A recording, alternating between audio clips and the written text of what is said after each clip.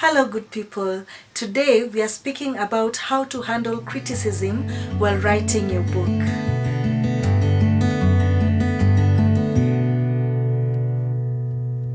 The human nature is that everyone will have an opinion when you're doing something, and everyone usually feels like they're an expert in that field. For example, if you've watched a football match, I'm sure you've given an opinion of what you felt a player should have done, or a goalkeeper should have done, or a referee should have done in the eventuality of something that you watched in the field. It's the same with writing. Every time you write, you'll always find somebody who has an opinion of how things should have been done, or what you should have written, or what you have omitted or added in your story. They will just have an opinion of what they feel you've done different, or of what they feel you should have done different. So this is how you handle criticism. First of all, I must tell you that criticism is actually good. You can learn something from someone. The first thing that an author must have, or a writer must have, in my opinion, is an open mind. That is being able to invite everybody in your space and being able to listen to them with an open mind, whether you will take their ideas or not, whether their ideas are hurtful to you or not, whether they're constructive or not. It is good to be open-minded and to listen to everybody before you actually brush them off, or before you decide what to do with the information that they've given you. You can treat the information that you've received like tea. When you're cooking tea in the African way, you usually have water and tea leaves and some milk. So when you've finished boiling your tea and you're ready to drink it, you usually sieve your tea and throw away the tea leaves. That is the same approach you'll have with information. Collect all information, listen to everybody, then it is up to you to sieve out and see what is worth keeping and what is worth throwing out. The other way to handle criticism is actually to get away from people. I do not mean that you cancel everyone from your environment while you're writing, or you chase away people from your environment, or you run away from people so that you're able to write. It is important to be around people. It is as important as having oxygen in the air. So what I mean by you stay away from people is choosing the right people to give to you information.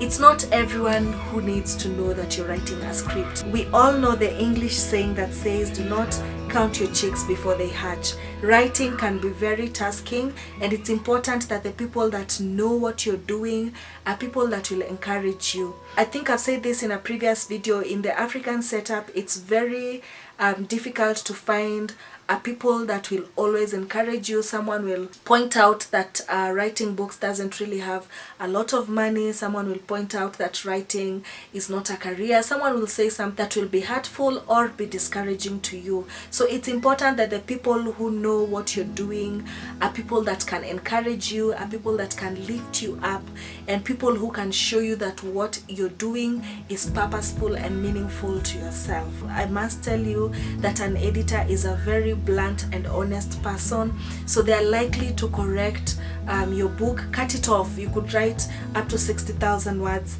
and you give it to 2 or more editors and they tell you your book is about 20,000 words or less than that. So you must be open to listen and to learn as much as you're avoiding the negative kind of criticism. Even when you're interacting with beta readers, they are likely to be very honest. Some of them will be very blunt to tell you the things they feel should not be in the book, even when you feel they should be in the book, or things they feel you've omitted. They might even tell you that your book is not worth reading, and people will tell you hurtful things. Sometimes it's not even out of malice, it's just being genuine, and it's up to you to know how to handle this information and to be able to control your emotions and control your being. The only way you'll grow is by being able to get all this information from different sources and choosing what is worth keeping and what is worth throwing away. Sometimes when someone tells you your book is not worth reading, it's actually an honest opinion. opinion. I must tell you that The Budding Tree is not the first book that I've attempted writing, and many times I've been told that my book is not worth reading. And when I'm told this kind of information, of course I feel hurt, and most times when I'm done feeling hurt, I usually put the script on the side, and when I come back to reading it 2 or 3 months later, I will actually agree with what I've been told. So sometimes you need to put your emotions aside. Sometimes you even need to put your manuscript aside and pick it on a later date and just look at it and have a clear mind on your objective and see if what you're being told is actually the truth or if it's information given out of malice. Learn to ignore hurtful statements, hurtful messages, hurtful emails. Learn to ignore them, or learn to control them, or learn to handle them. There are people who like responding to this. Learn how to handle them. Whatever you do, make sure it does not interfere with your creativity. It doesn't interfere with your mind through your creative process. Whatever you do, be very objective and know your end goal with what you want to achieve. Finally, if you are self-publishing, you must understand and you must know that the final word lies with you. You are the one who decides what goes to your book and what doesn't go to your book. So it is important that you practice wisdom and that you have the knowledge and understand when people are speaking to you from a good point and from a point of malice. This information will help you to decide what goes into your book, and in the long run it will help your readership understand you and understand your story. So be very clear on all this. Even the Bible says that people perish due to lack of. Until my next video, goodbye.